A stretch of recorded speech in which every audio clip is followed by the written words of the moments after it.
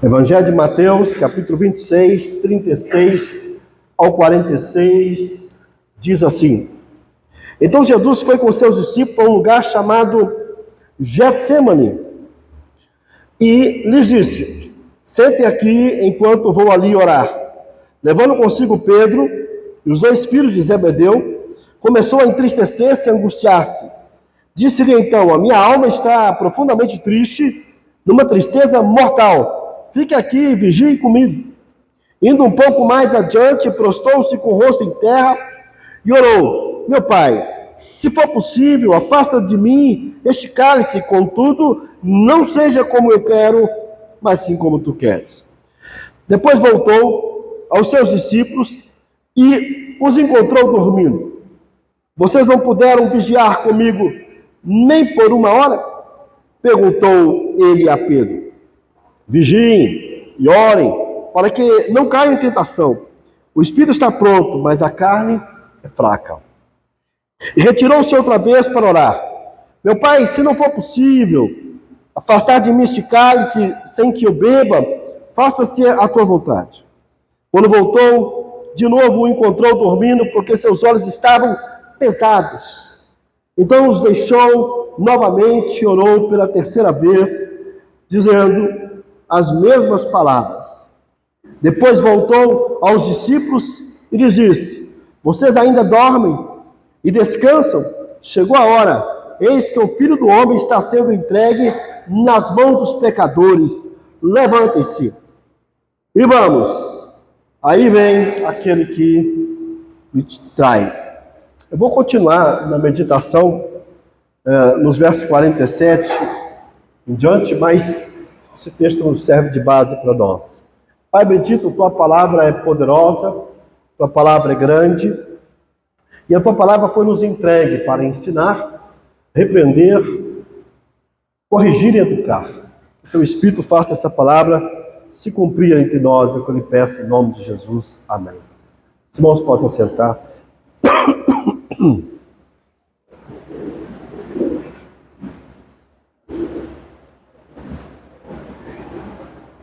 O título da minha reflexão nessa noite é A Agonia ou o Sofrimento do Cordeiro. O sofrimento do Cordeiro, ou, se preferirem, o Getsemane do Cordeiro de Deus. Meu objetivo nessa noite é mostrar que sem o Getsemane, com certeza, não haveria o Calvário. Nós entendemos que a Páscoa, ela tem dois sentidos básicos.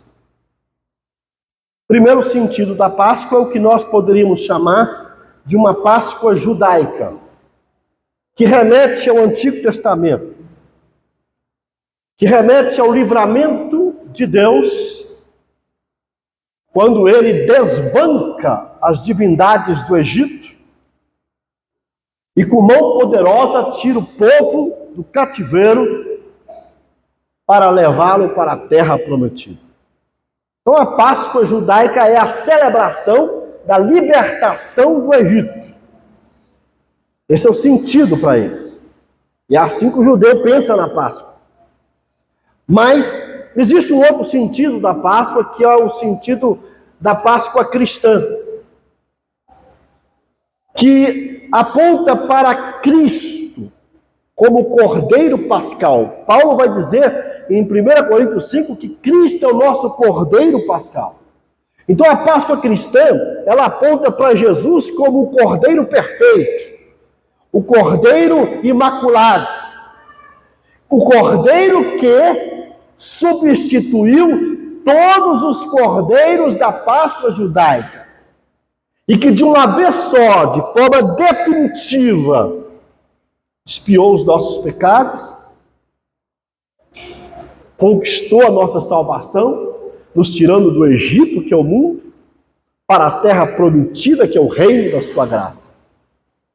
Portanto, a Páscoa cristã poderia, de fato, ser ressignificado como a ceia. E é interessante porque Jesus ele tomou a sua última ceia na Páscoa. Agora, quando Jesus toma a sua última ceia na Páscoa, a gente percebe um fator nessa Páscoa que é a ceia de Cristo. É que faltou o prato principal. Jesus pega o pão, parte, dá aos discípulos, pega o vinho, dá aos discípulos, mas aonde está o cordeiro? Ele estava celebrando a última ceia no dia da Páscoa, aqui no capítulo 26. E por que não tinha o cordeiro? Timothy Keller é que vai me trazer essa luz quando ele disse que Jesus estava presente ali, ele era o cordeiro, não precisava de outro.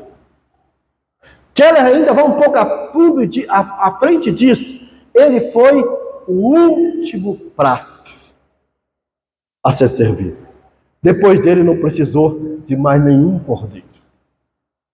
A ceia é a Páscoa, porém sem a morte de um cordeiro, porque Cristo é o cordeiro na mesa da Páscoa cristã.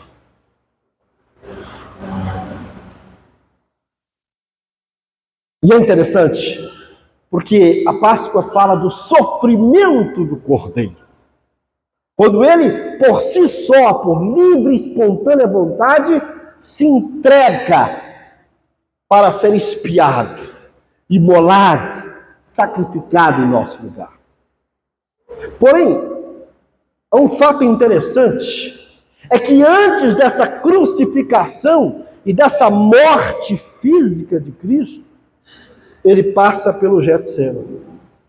E em certo sentido, me permita uma ousadia nessa noite,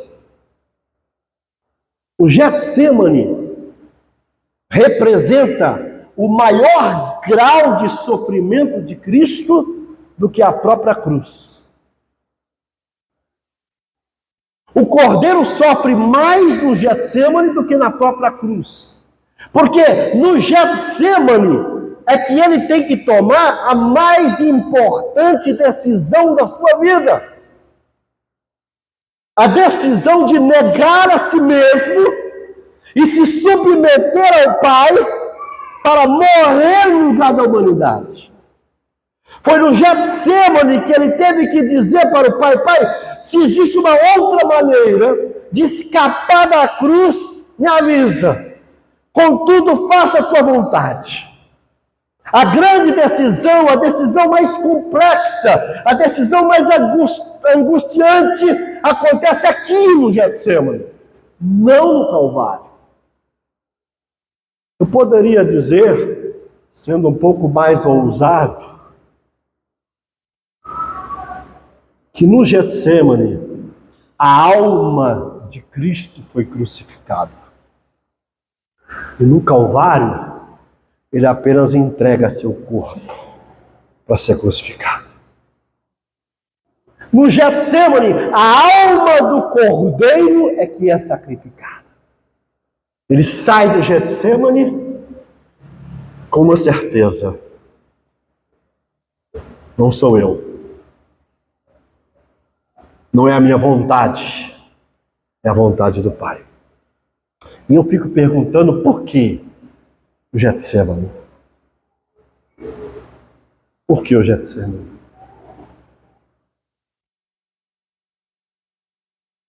Porque o Getsemane é exatamente essa preparação que Cristo teria para o sacrifício. Ali ele estava sendo preparado. E é interessante, eu vou falar isso daqui a pouco, que Cristo começa a morrer no Getsemane.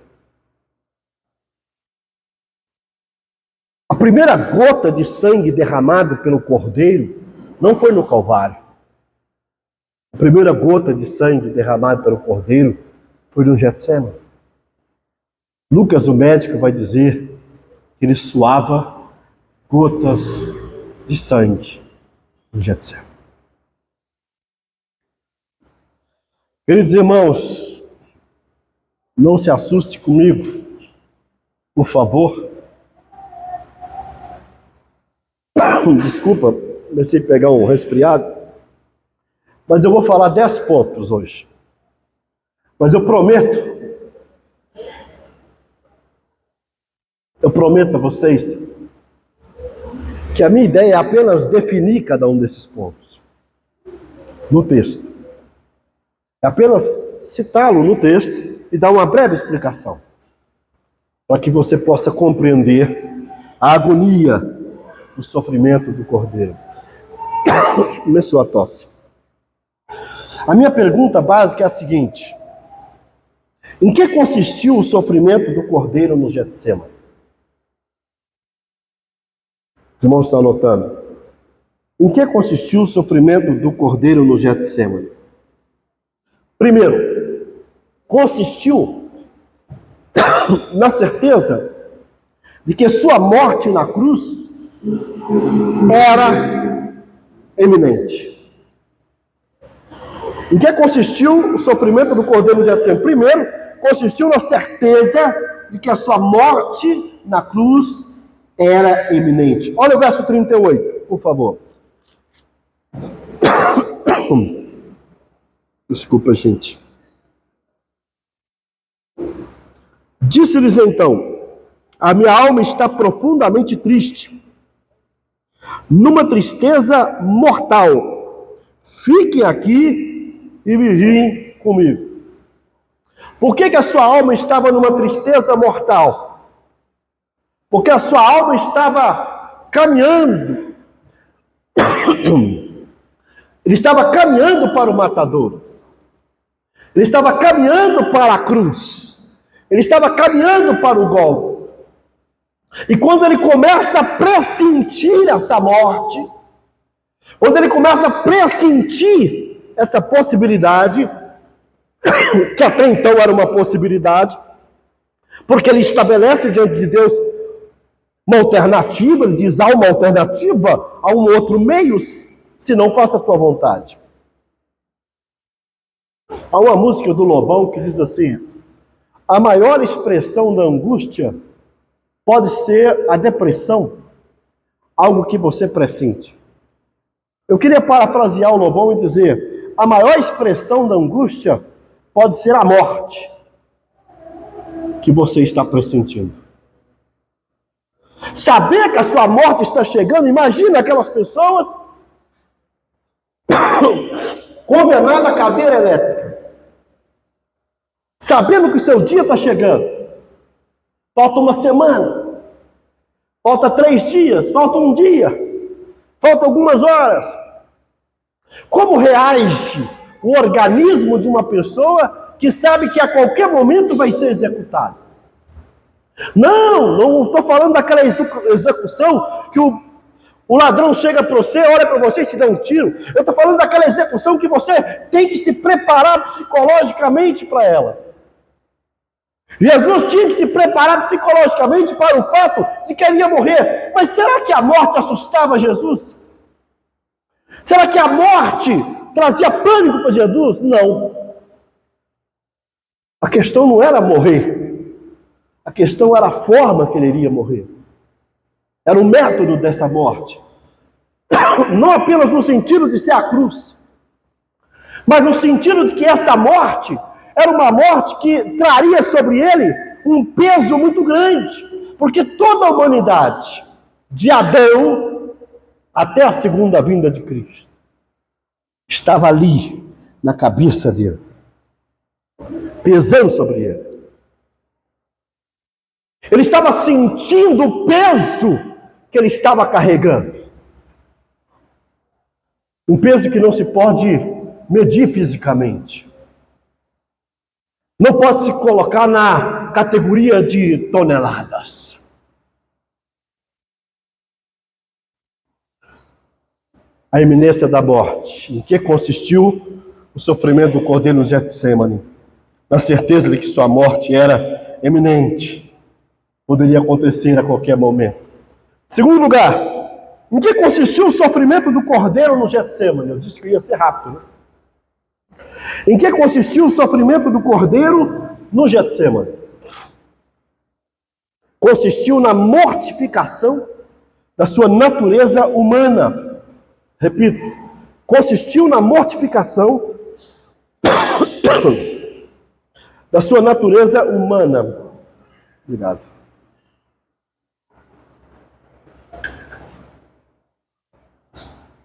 É interessante o verso 39, diz assim: indo um pouco mais adiante, prostrou-se com o rosto em terra. Meu pai, se for possível, afasta de mim esse cálice, contudo, não seja como eu quero, mas sim como tu queres. Aqui estava chegando ao fim, ou melhor, a ideia da mortalidade, que nunca passou pela cabeça do grande Jesus, o eu sou, agora era uma realidade. Essa natureza humana que ele recebe na encarnação, do nascimento virginal, essa mesma natureza humana estava ali, como qualquer ser humano, fadado à morte. E de que maneira? Da pior maneira possível. Porque o que mata Jesus não foi uma espada. O que matou Jesus não foi o apedrejamento. O que matou Jesus não foi os pregos. O que matou Jesus foi o canhão da ira de Deus. Quando ele diz: Pai, se possível, afasta de mim esse cálice, ele está falando: eu vou ter que beber o cálice do furor de Deus. Esse cálice é o cálice da ira. Ele disse para Pedro: Pedro, esse cálice você não pode beber. Embora, de certa forma, bebeu.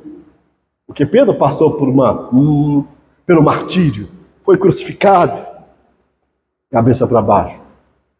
Mas esse cálice você não pode beber. E é interessante porque essa ideia de um cálice da ira de Deus já estava presente nos profetas. Olha o que diz Jeremias. Jeremias 25, 15 ao 17. O Senhor diz a Jeremias que ele deve fazer as nações beberem um cálice cheio do vinho de sua ira. O Senhor promete que as nações ficarão cambaleando, enlouquecidas, por causa das guerras que eles enviará contra elas. Eles vão beber um cálice cheio do vinho da sua ira. A ira de Deus é fatal. Ninguém pode nos livrar da ira de Deus. Ninguém pode te tirar da ira de Deus. Você entendeu isso? É por isso que alguém disse certa feita, abro aspas, eu prefiro cair na mão do diabo do que na mão de um Deus irado. E perguntaram para ele: por que você prefere cair na mão do diabo? Porque se eu cair na mão do diabo, tem uma solução para mim. Deus pode ir lá e me tirar. Agora, se você cair na mão de um Deus irado, a ira de Deus sobre Jesus estava decretada. Ou melhor, a ira de Deus sobre a humanidade estava decretada. Paulinho vai dizer em Efésios 2 que nós somos filhos da ira. É Paulo que diz isso. Nós somos filhos da ira. Então a ira de Deus estava decretada, ela viria. Cristo apenas chega na nossa frente, no nosso lugar, para tomar sobre ele, ou melhor, para beber o cálice da ira de Deus, que teria que vir. É inevitável que a ira de Deus viesse. É por isso que quando Efésios vai dizer que nós somos filhos da ira, no verso 3, ele diz assim no verso 4, mas, conjunção adversativa, mas, entretanto, Deus nos deu vida. E por que Deus não nos deu o cálice da ira? Porque Cristo aqui no Getsêmani decidiu beber esse cálice da ira. Ali a sua natureza humana morreria. Sabe por quê? Porque o salário do pecado é a morte. Não tem outra alternativa. A natureza humana de Cristo experimenta a morte. Mas Jesus antes da morte, subjuga sua vontade, diz: Pai, contudo, seja feita a tua vontade. João, no Evangelho, capítulo 4, diz que Jesus afirma que o alimento dele é a nossa vontade. Jesus preferiu o sofrimento em vez de pecar. Adão, o primeiro Adão, preferiu pecar do que negar a si mesmo. A maioria de nós, muitas das vezes, preferimos pecar do que negar a si mesmo, do que crucificar a nossa carne. Em terceiro lugar, em que consistiu o sofrimento do Cordeiro no Getsêmani? Em que consistiu o sofrimento do Cordeiro no Getsêmani? Consistiu, grava aí, na dor causada pela ruptura de pequenos vasos sanguíneos. Repito, consistiu na dor causada pela ruptura de pequenos vasos sanguíneos. Quem vai dizer isso é o médico, Jesus, é o médico Lucas. Lucas 22, 24, esse versículo não está aqui, mas está no texto paralelo do Getsêmani de Lucas. Diz assim, Lucas 22, 44. Estando angustiado, ele orou ainda mais intensamente, e o seu suor era como gotas de sangue que caía no chão. Esse fenômeno foi conhecido como hematidrose, causada por tensões emocionais, causada por um nível de estresse emocional fora do comum. É possível que essa pessoa tenha uma hematidrose, onde alguns vasos sanguíneos, principalmente do couro cabeludo, podem estourar e ela via suar sangue. Tamanha pressão que Jesus estava. Por isso que eu disse que o sofrimento de Cristo no Getsêmani é mais emblemático, embora não conclusivo, do que o do Gólgota. Porque aqui Jesus estava diante do maior dilema: abandonar a gente, que era a missão dele, e satisfazer sua vontade. Mas ele preferiu abandonar a si mesmo, é isso que é negar a si mesmo, para morrer no meu e no seu lugar. E os vasos sanguíneos não aguentaram. Não precisamos ir longe. A psiquiatria contemporânea vai chamar isso de, muitas das vezes, com proporções diferentes, de doenças psicossomáticas. Psique, mente, soma, corpo, ou seja, doenças físicas causadas por uma psique em pânico, desestabilizada, adoecida. O pulmão é um dos primeiros lugares afetados. É muito comum pessoa sofrer de asma, bronquite, por exemplo, quando ela tem muito sentimento de culpa não resolvido. Isso está provado. Muitos psicólogos cristãos chegaram a essa conclusão: uma relação entre sentimento de culpa, principalmente não resolvido, com problemas asmáticos. O fígado, os rins, mancha na pele, acontece principalmente em mulheres. Muitas mulheres surgem mancha na pele por causa do estado emocional aflorado. Frustração, angústia, incapacidade de lidar com as tensões internas, com a decepção no casamento, nos relacionamentos. Então nosso corpo responde. Problemas urinários, problemas de intestino, dificuldade no banheiro. Pode estar afetado a vários fatores emocionais. alteração de pressão arterial, o fenômeno da taquicardia, do coração acelerado, são fenômenos físicos causados. É por isso que muitas das vezes, quando você tem uma síndrome de pânico, você percebe pelos sintomas físicos: falta de ar, suadeira, taquicardia. Você vai no médico e fala: doutor, eu estou morrendo. Mas você já foi lá umas 20 vezes e falou: não, você está mesmo. Pode ter, mas nós vamos resolver você aqui agora. Aí ele te dá lá um remedinho falso. Pedi o nome do remedinho. Placebo. Ele te dá um remedinho falso, feito de açúcar, e fala: esse remédio vai acalmar você. Você acredita no placebo e fica bem. Você só precisava de uma muletazinha para ficar bem.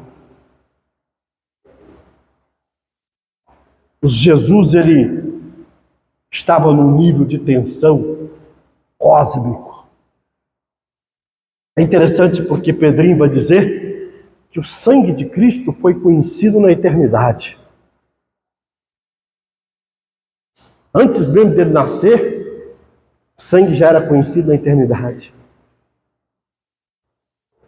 Como diz Leonardo Boff, antes de Deus dizer haja luz, ele disse haja cruz. Porque a cruz, ela já era existente antes da criação do ser humano, na mente eterna de Deus. É por isso que Jesus vai dizer que Isaías viu o seu dia. Isaías 6. Alto, sublime trono. E é interessante porque a cena de Isaías 6, quando você estuda ela, é a cena de um sacrifício. Havia brasas no altar. Brasas fala de sacrifício, de fogo. E foi exatamente uma brasa tirada do altar que é colocada nos lábios de Isaías para purificá-lo. Parece que ele estava percebendo e antevendo na eternidade a ideia de um sacrifício. Cristo sofreu por nós. É por isso que eu disse na minha introdução que no Getsemane a alma de Cristo foi crucificada. No Calvário, o corpo foi crucificado. Passar para frente. Em quarto lugar, em que consistiu o sofrimento do Cordeiro no Getsemane? Em que consistiu o sofrimento do Cordeiro no Getsemane? Consistiu no fracasso dos seus discípulos. Verso 40 ao 45, não vou ler, vou só resumir a história. Jesus chega lá, leva com ele Pedro, Tiago e João e diz: fica aqui, porque eu vou ali orar. Ele se afasta alguns metros, dobra o seu joelho e ora. E aí ele levanta e vai lá nos discípulos, e eles estavam fazendo o quê? Dormindo. Jesus então fala: vocês não podem vigiar comigo nem uma hora? E Jesus então, e talvez esse uma hora poderia estar dizendo que ele orou apenas uma hora, uma possibilidade. Mas aí ele volta para o cantinho dele, dobra o joelho de novo, ora, volta até eles, e eles estavam dormindo. E na terceira vez ele vai e faz o mesmo processo e diz que eles estavam com o sono pesado. E na primeira vez, eles pegam o chefe dos apóstolos, Pedro, e diz: Pedro, nem uma hora você pode vigiar, Pedro. Queridos, é um fracasso. Você sabe que o seu mestre está angustiado. É óbvio que Jesus transpareceu para os discípulos que ele não estava legal. Com certeza Jesus transpareceu para Pedro, Tiago e João: eu não estou bem. Se eu estou pedindo vocês para orar, é porque está pesado. Se eu estou pedindo vocês para orar, é porque eu não estou aguentando a parada. O paranoia está pesado. Eu não consigo resolver isso. Ele não escondeu a sua dor. Provavelmente os olhos dele retransmitiam. O rosto dele Mas o que os discípulos fizeram? Foram indiferentes, ignoraram, não foram sensíveis. Agora, deixa eu falar uma coisa. Qual foi a exortação que Jesus deu para eles aqui? Vocês pararam para pensar na exortação? Orai e vigiai para que não caia em tentação. Deixa eu fazer uma pergunta. O que Jesus queria dizer com esse versículo? Você parou para pensar nisso?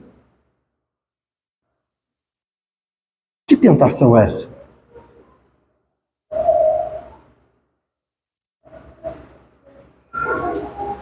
Sabe, queridos, eu acho que Jesus estava dizendo o seguinte: a tentação de me abandonar, de apostatar da fé de vocês, a tentação de não ser fiel a mim, porque o que eles acabaram de fazer foi exatamente cair na tentação de abandonar o Cristo sozinho, de preferir o sono à oração, de preferir descansar a ter que pagar um preço. Não é isso, igreja, que acontece com a gente? A nossa carne não nos vence? O que ele fala? O espírito está por uma carne fraca. A carne de vocês não aguenta ficar acordados para orar. A carne de vocês, vamos trazer para hoje, a carne de vocês não aguenta ler Bíblia. A carne de vocês não aguenta parar um minuto para orar. A carne de vocês não aguenta ver a necessidade de pagar um preço. A carne de vocês não consegue fazer vocês ver o pastor que tem Getsêmanes semanais, mensais, anuais, e que precisa de vocês, e vocês estão roncando, dormindo, alienados, indiferentes. Jesus não esperava isso deles. Jesus não esperava isso dos discípulos. O mesmo que vai dizer: todos podem te abandonar, eu não, caiu na própria tentação e negou Jesus. É a tentação. A gente só pensa na tentação sexual, mas a tentação maior é abandonar Cristo, é relativizar Jesus na nossa vida. A tentação maior é deixar de ser infiel ao Cordeiro. A tentação maior é relativizar a obra do Senhor. Eu vou voltar nesses discípulos aí. Vocês podem aguardar. Estou pulando aqui porque tem mais coisas. Quinto lugar. Em que consistiu o sofrimento do Cordeiro no Getsêmani? Consistiu na dor de ser entregue nas mãos de pecadores. Em que consistiu o sofrimento do Cordeiro no Getsêmani? Consistiu na dor de ser entregue nas mãos de pecadores, verso 45. Depois voltou os discípulos e disse: vocês ainda dormem e descansam? Chegou a hora da morte. Eis que o Filho do Homem está sendo entregue na mão de pecadores. Eis que o Filho do Homem, interessante porque essa expressão Filho do Homem foi usada pelo profeta Daniel. É um título messiânico. Está na hora do Filho de Deus ser entregue aos pecadores. Está na hora daquele que é puro. Está na hora daquele que é perfeito. Está na hora daquele que nunca foi encontrado nele pecado, ser colocado na mão de pessoas pecadoras, sem senso de Deus, porque o pecador nada mais é do que aquele que não tem senso de Deus, não tem consciência de quem é Deus e da importância dele na vida dele. Eu estou para ser entregado na mão dessas pessoas. Eu que não fiz nada de errado, que curei enfermos, que expulsei demônio, que ressuscitei mortos, que multipliquei pães, que calei tempestades, agora estou sendo entregue na mão de qualquer um. Juízes insanos, juízes mundanos, pessoas que não têm nenhum senso de reverência. chegou a minha hora. Jesus não foi cair na mão dos santos, dos maiores santos da história, e caiu na pior, na mão de pecadores. Mas eu vou para frente, porque eu volto ainda nessa questão. Em sexto lugar, em que consistiu o sofrimento do Cordeiro no Getsêmani? Em que consistiu o sofrimento do Cordeiro no Getsêmani? Agora volta aos discípulos. Consistiu na decepção, perdão, não dos discípulos, mas do povo dele. Consistiu na decepção de ser preso pelos líderes do seu próprio povo. Em que consistiu o sofrimento do Cordeiro no Getsêmani? Consistiu na decepção de ser preso pelos líderes do seu próprio povo. 47. Verso 47. Enquanto ele ainda falava, chegou Judas, um dos 12. Com ele estava uma grande multidão armada de espada e varas, porretes, enviada pelo chefe dos sacerdotes, líderes religiosos do povo. Aqui estava a essência do sinédrio. Os líderes do povo de Jesus é que vai pedir a sua crucificação. É interessante porque o Evangelho de João, capítulo 1, verso 11 e 12, diz assim: ele veio para o que era seus, para os judeus. Mas os seus, os judeus, não o receberam. Mas a todos quanto receberam, os gentios, deram-nos o poder de ser feito filho de Deus, a saber os que creem no seu nome. Ou seja, Jesus vem para os judeus. Jesus era judeu. Nasceu de uma linhagem judaica. E ele vem para o seu povo. Povo esse que começa com o pai Abraão, Gênesis 12. Eleitos para ser a nação santa. Mas esse povo decidiu que queria matar Jesus. É por isso que Jesus disse certa feita que os profetas não têm honra na sua própria casa. Decepção. Eu vim por causa de vocês. Eu sou o cumprimento da profecia do povo judeu, de que eu viria. Eu sou dessa linhagem. Quando Jesus enviou os discípulos, ele falou: priorize os da casa de Israel. Atos 1:8 diz que nós temos que testemunhar, começando por Jerusalém. Agora o próprio povo dele é o povo que trai ele, é o povo que pede a morte dele, é o povo que quer vê-lo destruído. Isso decepcionou o Cordeiro. Antes de chegar no Calvário, ele teve que ter essa consciência. O meu povo me rejeitou. Ele já havia dito várias vezes, mas agora ele está vivendo existencialmente a experiência dessa rejeição. Meu povo não me quer. Meu povo não me aceitou. Aleluia. Porque a rejeição deles consistiu na aceitação de todos nós. Embora no plano eterno todos nós já estávamos incluídos, mas historicamente, no espaço e no tempo, a rejeição deles é a nossa aceitação. Nós somos enxertados na oliveira, disse Paulo em Romanos. Continuo. 7. Em que consistiu o sofrimento do Cordeiro no Getsêmani?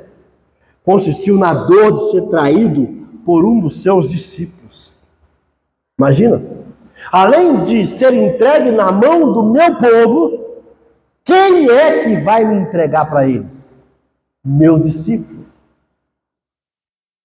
Um discípulo que passou 3 anos aprendendo com Jesus e convivendo com Jesus, porque o discipulado de Jesus se resume em 2 princípios: palavra e relacionamento. Jesus deu palavra e deu relacionamento, convivência. Judas passou 3 anos com Jesus. Andou com ele pelas ruas empoeirentas de Jerusalém, Galiléia, Cafarnaum. Viu Jesus curar enfermos, limpar leprosos. Viu Jesus dar vista ao cego. Viu Jesus multiplicar pães, ressuscitar mortos. Ele era o tesoureiro do grupo. Agora chega ele para trair Jesus. E qual era a senha? A senha era o beijo.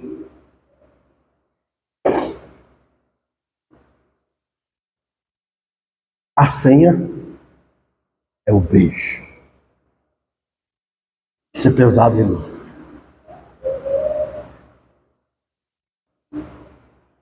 E o preço? 30 moedas. O que significava 30 moedas?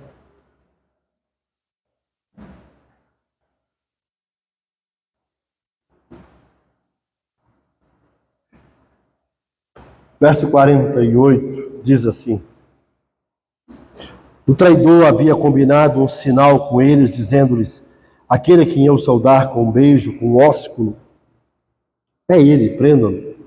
Dirigindo-se imediatamente a Jesus, Judas disse: salve, mestre, e o beijou. Jesus perguntou: amigo, o que o traz? Então os homens se aproximaram, agarraram Jesus e o prenderam. Vamos ter uma digressão aqui, básica. Já reparou que as maiores traições da nossa vida são de pessoas que comem com a gente na mesa? Se você olhar aqui o verso 33 do capítulo 26,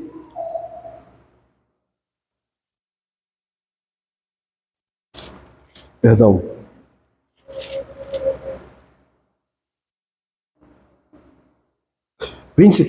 diz assim: afirmou Jesus: aquele que comeu comigo no meu prato há de me trair. Já reparou? Aquele que come no seu prato está próximo de você. A história está aí.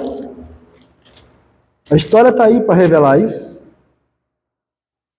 São exatamente aqueles que estão próximos de nós que vai levantar contra a gente,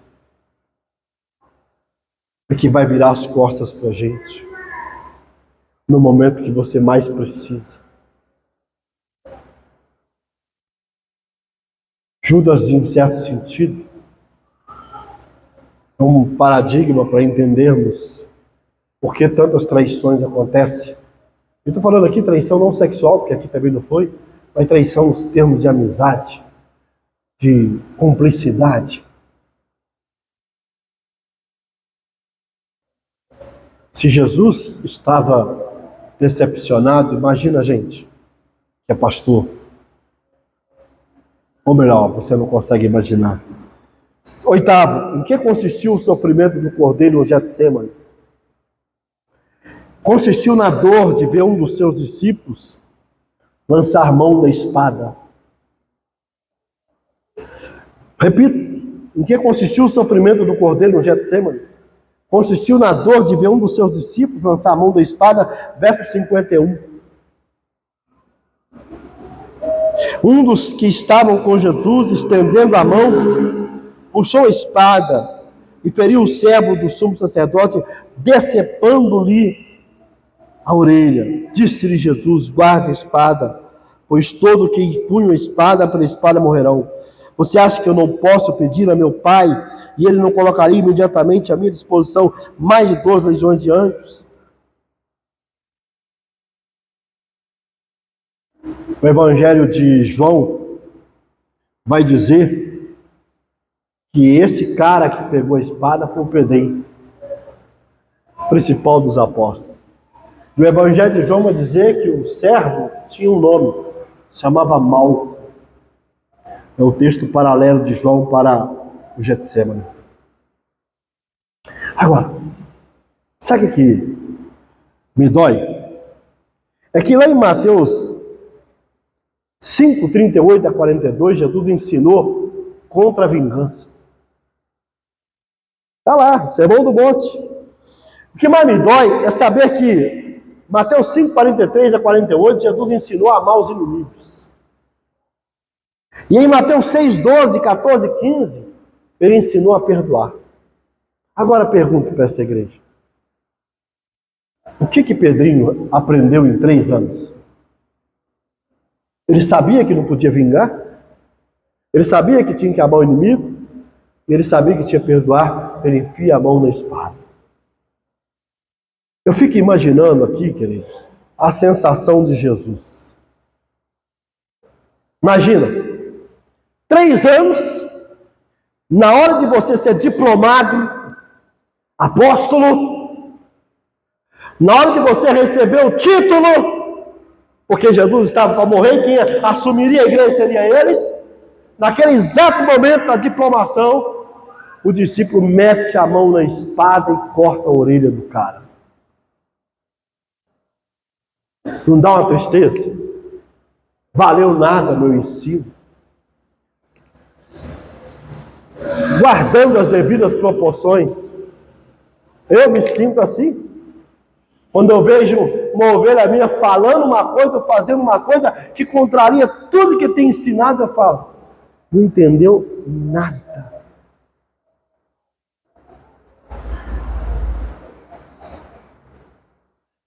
Um dia, estava aqui na cantina, depois de muitos anos, a irmã falou um negócio assim perto de mim, eu fiquei com vergonha, saí de perto. Falei, irmã, tem tantos anos nessa igreja e não entendeu nada, não compreendeu a mensagem da igreja até hoje. Agora, Jesus.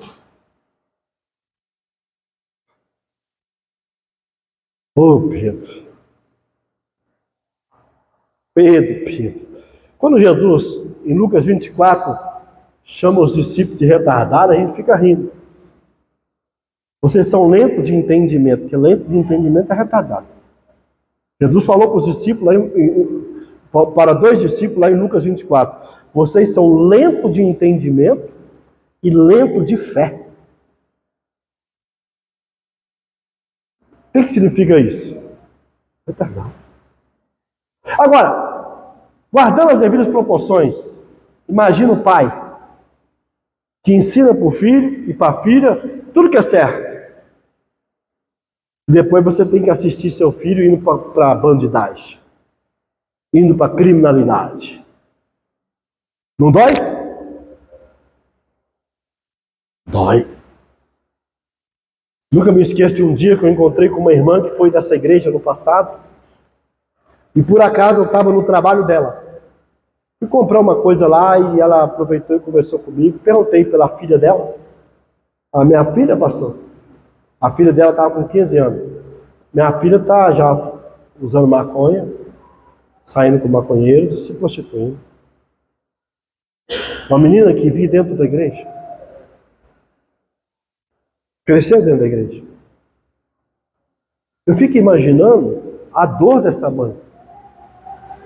Agora Jesus, diante do Pedro, 3 anos, eu tentei ensinar a ética do amor, porque essa é a essência da ética de Cristo. Amar a Deus sobre todas as coisas, o próximo como a si mesmo. Joãozinho trabalha muito isso na primeira carta. 9º lugar, em que consistiu o sofrimento do cordeiro no Getsêmani? Consistiu na dor de ser preso como um malfeitor. Consistiu na dor de ser preso como um malfeitor. Em que consistiu o sofrimento do cordeiro no Getsêmani? Consistiu na dor de ser preso como um malfeitor. Olha o verso 55. Naquela hora Jesus disse à multidão: estou eu chefiando alguma rebelião para que vocês venham prender-me com espadas e varas? Todos os dias eu estive ensinando no templo e vocês não me prenderam. Vocês vêm com espadas e porretes. Vocês estão me comparando, entre aspas, a Barrabás? A um assaltante? Vocês estão me comparando a um assassino? Vocês estão me comparando, trazer para o dia de hoje, a um estuprador? Um pedófilo? Vocês estão me colocando nessa posição? É isso mesmo? Eu sou um malfeitor? Qual mal eu fiz? Que maldade eu cometi? A minha maldade foi curar enfermos? A minha maldade foi dar vista aos cegos, limpar os leprosos? A minha maldade foi devolver o filho da viúva de Naim para ela? Devolver o Lázaro para sua família? Essa foi a minha maldade? Vocês me veem como malfeitor? Esse é o rótulo que vocês colocam em mim? Esse é o estigma que vocês colocaram na minha personalidade? É decepcionante. Mas eu vou encerrar. Meu último ponto é triste, mas infelizmente aconteceu. Em que consistiu o sofrimento do Cordeiro no Getsêmani? Consistiu na dor de ver todos os seus discípulos indo embora. Em que consistiu o sofrimento do Cordeiro no Getsêmani? Consistiu na dor de ver todos os seus discípulos indo embora, verso 56. Naquela hora,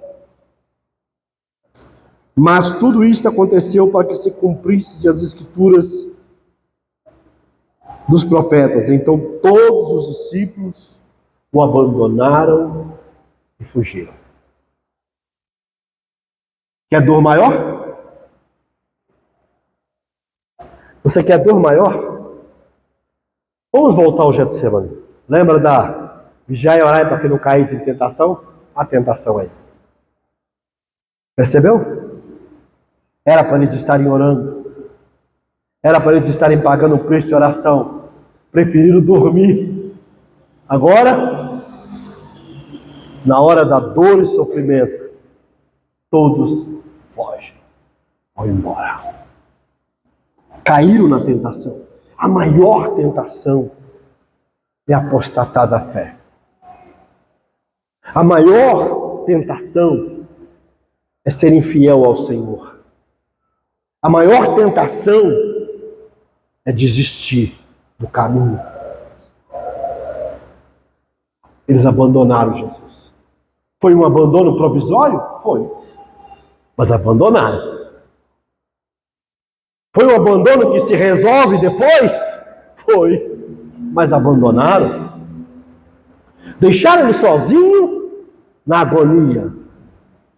E é interessante porque João Marcos, ou para quem prefere, Marcos, o evangelista, que é o mesmo João Marcos, é interessante porque João Marcos vai dizer, se não me falha a memória, Marcos 14:50, que teve uma pessoa que ela estava enrolada no lençol, mas estava nua.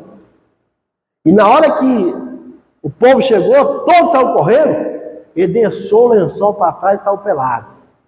Ele preferiu correr o risco da vergonha de correr nu pelas ruas do que ficar perto de Jesus e sofrer. Sabe quem era o menino peladão? Os estudiosos dizem que ele estava falando dele, do próprio João Marcos. Ele era o discípulo e correu pelado.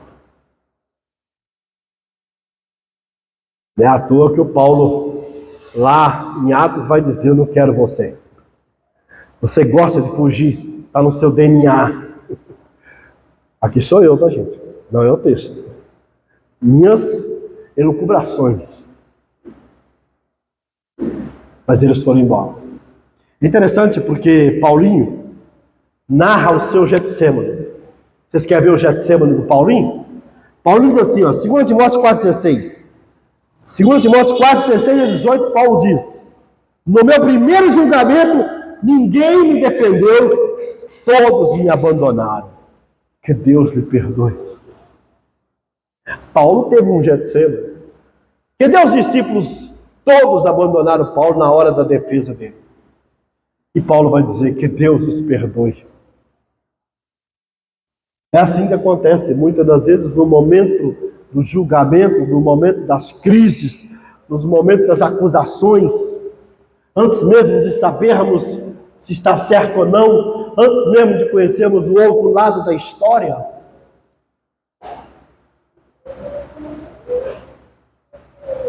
porque na verdade as pessoas não querem saber o seu lado da história, sabe por quê? Porque no fundo, ela sempre acreditou no outro lado. Por isso que ela nem procura você para saber o seu lado. Ela não te procura para saber o seu lado, porque ela sempre acreditou no outro lado. No lado que te dizia que você era isso, no lado que dizia que você era aquilo, no lado que dizia que você era aquilo outro. Ela sempre acreditou nisso, porque se ela tivesse dúvida desse outro lado, ela chegaria para você e disse assim: é isso que estão falando? É isso que estão dizendo? Mas não, elas preferem juntar a turminha da fuga e da perna.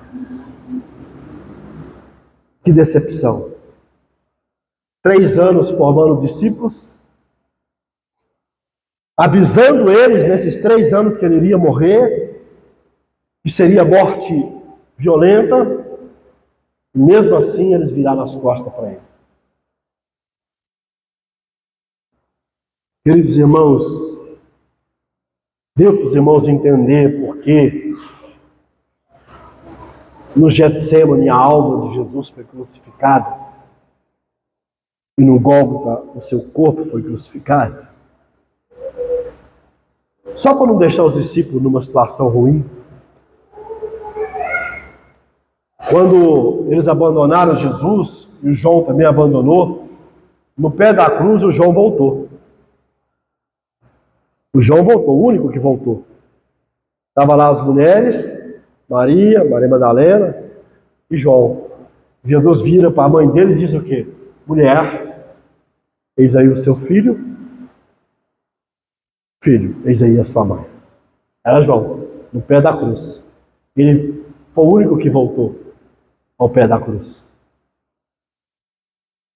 Mesmo assim, Jesus não desvalidou o discipulado.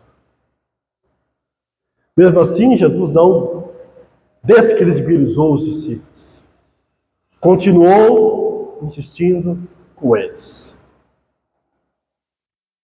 Este foi o Getsemane do Cordeiro. Vamos colocar de pé.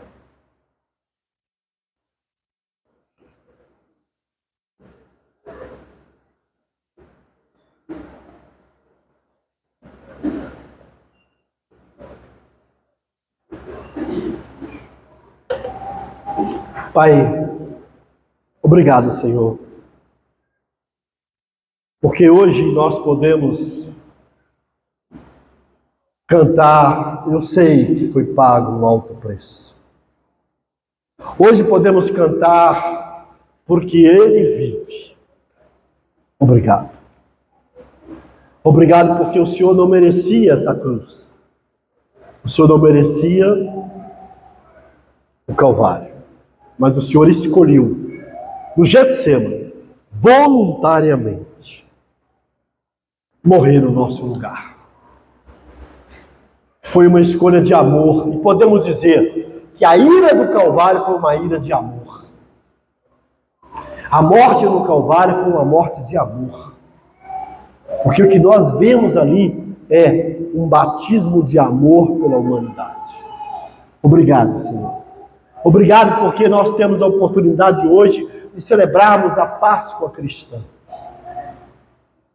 Rememorarmos a Páscoa cristã. Obrigado, Senhor. Em nome de Jesus, amém. Os irmãos podem se sentar.